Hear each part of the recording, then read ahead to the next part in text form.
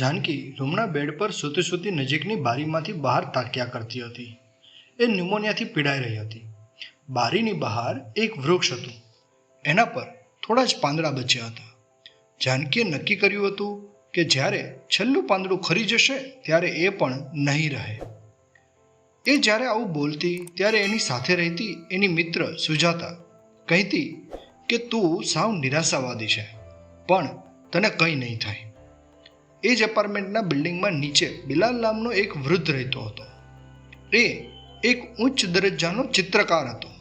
એ ઘણા સમયથી કાંઈ બનાવતો ન હતો, પરંતુ એ કહેતો કે એક દિવસ એ માસ્ટરપીસ બનાવશે.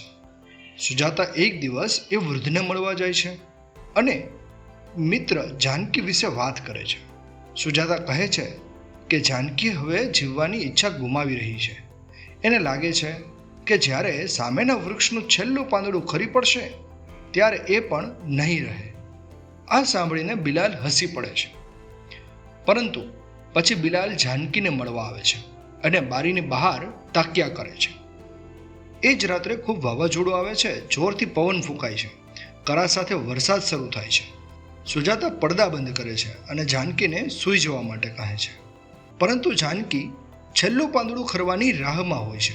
સુજાતા સમજાવે છે કે જે પણ હોય તું સવારે જોઈ લેજે.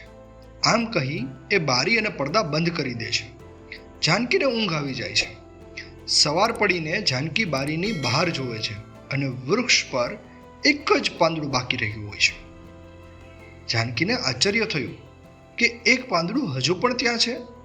તે આખો દિવસ રાહ જોવે છે કે ક્યારે પાંદડું ખરે, પરંતુ પાંદડું એમ જ રહે છે. જાનકીને થાય છે કે આ પાંદડું ટકી રહ્યું કારણ કે ભગવાન ઈચ્છે છે કે હું પણ જીવું. તેણે જીવવાની ઈચ્છા પાછી મળે છે અને સાંજ સુધીમાં ઘણી સારી થવા લાગે છે.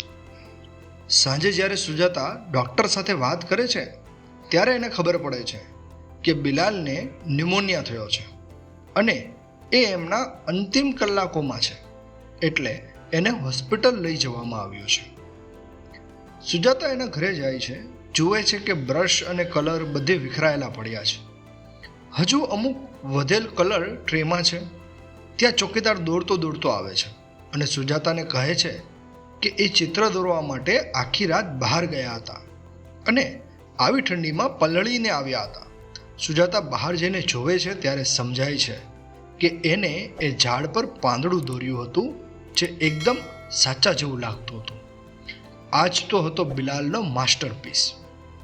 મિત્રો, આપણે પણ ક્યાંક ને ક્યાંક આપણા જીવનમાં ક્યાંક કોઈ જાનકી છીએ અને ક્યાંક કોઈ બિલાલ.